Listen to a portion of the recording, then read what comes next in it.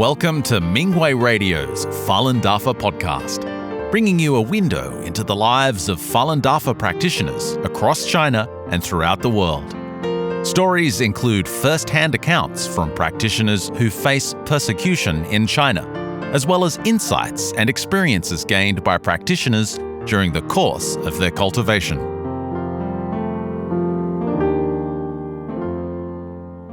The following is an experience-sharing article entitled Becoming a Cultivator Who Considers Others First by a Falun Dafa practitioner in China.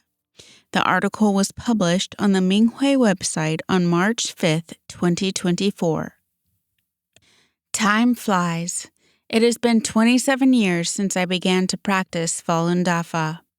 Ever since I became a cultivator in 1996, I have followed Master Li's, the founder of Falun Dafa's, teachings and done what is required of a cultivator. I have never forgotten my initial sincere gratitude for Dafa. At that time, I was near death, yet after listening to just one of Master's lectures, I was no longer in pain. The excitement was beyond words. Dafa is so good, and Master is so compassionate. My mind was filled with Master and Dafa, and I helped spread Dafa. In less than 2 months, over 70 people came to my house to study the Fa and do the exercises. Amazing things happened. Part 1. My family members became Dafa cultivators. My parents lived in another village. One night, I had a dream that my father died. I knew Master was telling me something, so I went to visit my parents. My father's body was swollen, and his arms shook. Staying calm, I took him to my home on my motorcycle. I told him to recite, Falun Dafa is good, truthfulness, compassion, forbearance is good. He sat down and listened when we studied the Fa and watched us do the exercises. Master took care of him, and he was back on his feet a week later. My mother had a stroke, and her face drooped. My brother brought her to my home and asked me to take her for a medical checkup. I told my mother to recite Falun Dafa is good, truthfulness, compassion, forbearance is good. She recovered quickly. I told her, this happens because of karma. You often curse at people. Now you tell Master, I was wrong. I will not curse at people anymore. She did what I told her, and she soon recovered. Our entire village knew about it, and they commented on how powerful Dafa is. Later, I moved into town. However, relatives still came to me when they needed help. One time, my sister's body swelled up. She came to see me and asked me to take her to the hospital. I told her to say, Falun Dafa is good. Truthfulness, compassion, forbearance is good. She did and recovered after she was at my house for 3 days. My husband got the hiccups in 2017 and could not get rid of them. He went to several hospitals and was eventually diagnosed with advanced stage liver cancer. He was told that he had 6 months left to live. When we got back home, I told him, the doctor said there is nothing left to do. Why don't you practice Falun Dafa with me? He agreed. We studied the Fa and did the exercises every day. Master took care of him, and his symptoms disappeared within a week. That happened several years ago, and he has since been studying the Fa on his own. One of my brothers suffered from high blood pressure, and it went up to 240. He lost consciousness one time. I went to visit him at the hospital, played a recording from the Minghui website, and told him to recite, Falun Dafa is good, truthfulness, compassion, forbearance is good, in his mind.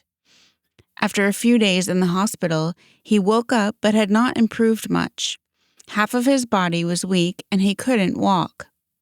It was clear there wasn't much more the hospital could do for him, so I told my sister-in-law, let's leave the hospital and go home to recover. She understood what I meant. However, the hospital refused to discharge my brother, and they said that the family has to take full responsibility for any consequences if he leaves the hospital. We signed the waiver, and my brother was discharged. I stayed at my brother's place for a month. I studied the Fa with him and played radio programs from the Minghui website for him. I told him to improve his attitude and change his temper, and I explained that all sickness is caused by karma. He should strive to be a good person and not commit bad deeds. In the past, my brother and father treated each other like enemies. They would argue whenever they met, and my father avoided seeing him.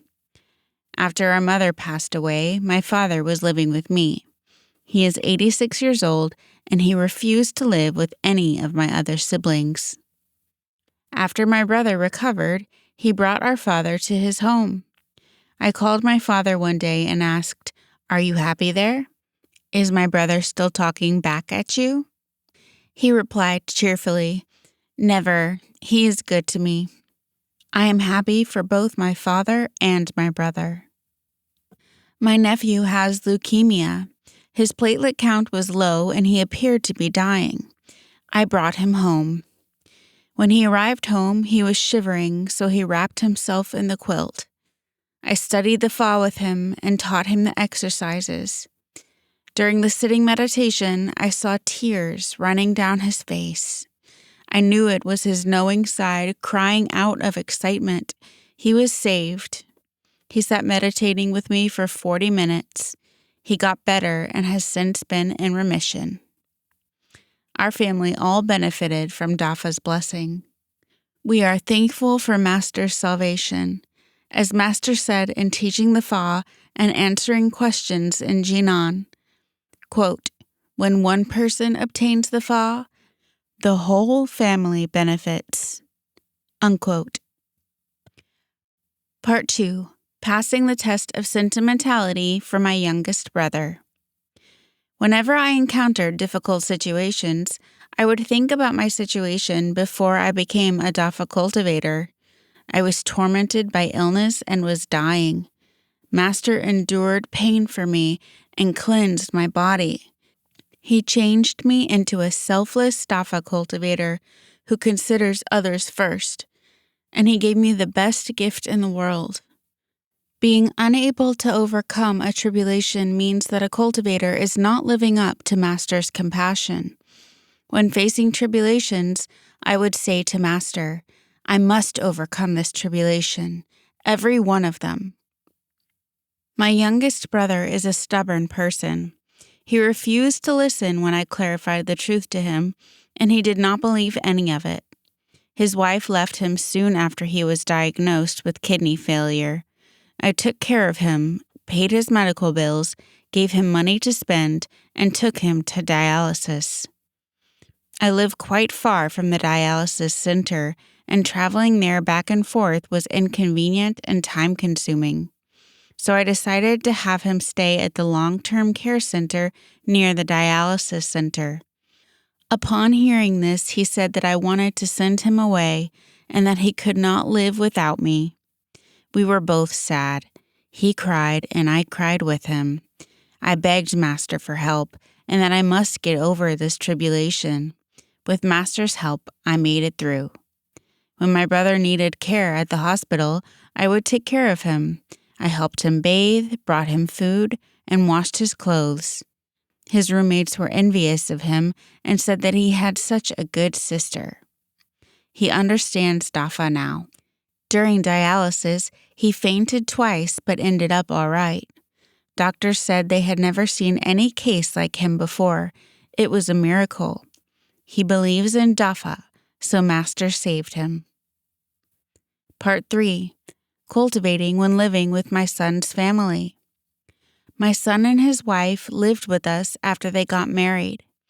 Everyone in the family likes my cooking, so I cooked without complaining. My daughter-in-law is a straightforward person, and she would say whatever was on her mind. When she was unhappy, she would speak up without considering others' feelings. I did not let her temperament bother me, and I treated her as if nothing unpleasant had happened. Sometime later, she became a Dafa practitioner. One day, she was sobbing when studying the Fa in her room. I asked her what was wrong. She said, "Mother, how could I have ever spoken to you like that? How could I treat you the way I did? The words I used. I was wrong. I am sorry. Please forgive me." I said, "Silly child, I never took your words to heart. I forgot them already. You helped me improve my Shinxing. I should thank you for that." She laughed. "Mother, you are so nice. Practicing Dafa is great. I am so happy and I am grateful for Master's compassion." My grandson was not feeling well at school one day. His teacher called us to see if we wanted to take him home. I said he was all right and he would get better soon. I knew that Master had planned this tribulation for me. My grandson soon felt better. After I became a Dafa cultivator, I felt great, as if all my wishes had come true. I do not over-worry about tribulations as they are supposed to be there for me to overcome. I will follow the Fa and the progress of Fa rectification and will do what Master wants us to do. As we come to the end of Fa rectification, transitioning into Fa rectification in this dimension, it is very important to find and take the opportunities to cultivate ourselves, live up to the sentient being's expectations, fulfill our vow, and return to our original home with Master.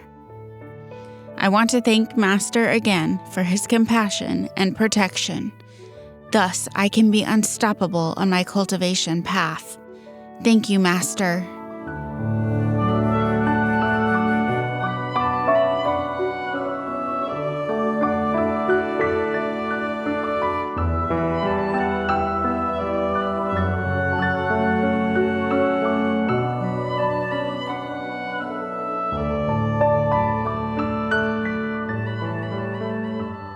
The following is an experience sharing article entitled "Cherish the Moments That Upset Us" by a Falun Dafa practitioner in China. The article was published on the Minghui website on February 25, 2024. When some practitioners encounter conflicts in their cultivation, they get caught up in the surface problem and argue over the superficial right or wrong of the issue, while their underlying thought is that they are in the right. Those practitioners may feel wronged and that it is unfair, but in my opinion, those are precisely the opportunities for us to cultivate ourselves. When we are caught up in conflicts and feel upset, we should look beyond superficial matters and see what human notions we have and which of our attachments are being exposed. If we can learn from the situation, we will pass the test. Let's look at conflicts from another angle. Conflicts may be arranged by Master to help us improve. It's also a great opportunity to transform our karma. We should be thankful for whoever created the opportunities instead of feeling upset about them. If we can constantly remind ourselves that everything we encounter in our daily lives is an opportunity for us to improve, that, in my opinion, is solid cultivation. For example, if I always feel upset about someone or find them unreasonable, I need to remember that they are here to help me improve myself on the path to the divine. Or if someone who does not see eye to eye with me, who despises and mocks me, who tarnishes my reputation or hurts my feelings, and who takes advantage of my kindness and pays me back with grievances, it might be because of karmic debts that I owe, and the process is to transform my karma into virtue. How I handle the matter and whether I can remain grateful all depends on whether I want to cultivate. Since we are cultivators, we should not stoop to the ordinary people's level or fight with them. While some practitioners look like they are taking the high road and holding their heads high, They still lower themselves to the level of ordinary people when they compare themselves to someone who doesn't cultivate. It's different from the broad heart that a true cultivator has. It's a very fine line. We need to remember what Master said in Teachings at the Conference in Europe.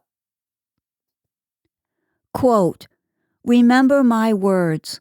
Regardless of whether the problem is your fault or not, you should look inside yourself and you will find a problem. If the matter has absolutely nothing to do with you or doesn't involve any of the attachments you should break, then that thing would rarely happen to you. If you didn't have an attachment, the problem wouldn't have come about. I have to be responsible for your cultivation. Any problem that happens to you, around you, or among you is most likely related to you, and there is something for you to get rid of. No matter whether it's your fault or not, when my law bodies are having you remove your attachment, they don't care whether it's your fault or another person's. As long as you have an attachment, they will try everything to have you run into problems and have you recognize the attachment that makes you fall short. Yet you're still looking around. This isn't my fault. Or you're still thinking, I'm protecting the Fa. Meanwhile, the other person is thinking, I'm protecting the Fa. In fact, the conflict occurs because you probably each have faults of your own." Unquote. This is my superficial understanding at my current level. Please point out anything not in line with the Fa.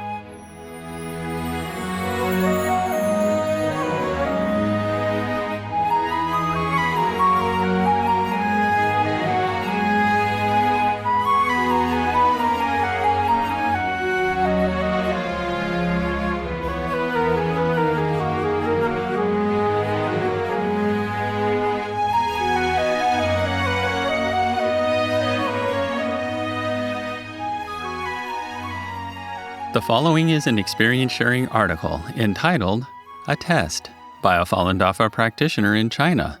The article was published on the Minghui website on February 26, 2024. Despite the Chinese Communist Party's internet censorship, I've never had any problems connecting to the Minghui website in the past. But after I moved to my child's home in the city in mid-January 2024, I couldn't connect anymore. I looked within, but I didn't find any attachments. Even in the new environment, I persisted in studying the Fa and clarifying the facts every day. I couldn't figure out what went wrong. The problem lasted for weeks. When I still couldn't get on to Minghui by February 4th, I became very worried, as the Chinese New Year was only 6 days away, and I hadn't sent my greeting to Master Li yet. I kept checking my computer while studying the Fa. Before I had lunch, the connection suddenly went through. I was very excited and submitted my greeting. I also downloaded sharing articles and podcasts from the past few weeks. After that, I couldn't open the Minghui website anymore. On February 9th, Chinese New Year's Eve, I was anxious as to whether I could connect to New Tang Dynasty TV to watch Shen Yun, the only time we can watch the show every year. I sat down to send righteous thoughts. At 9:30 p.m., the connection went through, and I watched the show. Afterwards, I couldn't open Minghui or NTD TV again. From the sharing articles I downloaded, I realized that the internet censorship I experienced wasn't an isolated case. Many other practitioners also encountered similar problems. While thinking about the reason for the widespread internet censorship on the evening of February 15th, the word test suddenly appeared in my mind. Reflecting back when I couldn't connect to Minghui, I asked myself, did I look at the issue with human thinking or with a cultivator's righteous thoughts? It was very much human thinking at play. I realized I didn't have full faith in Master and the Fa. I was upset that the evil was still rampant when the Fa rectification was about to begin in the human world. I placed too much importance on the evil's interference. I admitted my mistake to Master in my heart, I reminded myself that I should cherish the time remaining and cherish the time when I could easily connect to Minghui. I also told myself that Minghui is the home of Dafa practitioners and no one can block us from accessing it. Hours later, I tried again to connect to Minghui. The page quickly opened. The connection remained stable for the next 2 hours, and I haven't had any more problems when I've tried to access the site since then.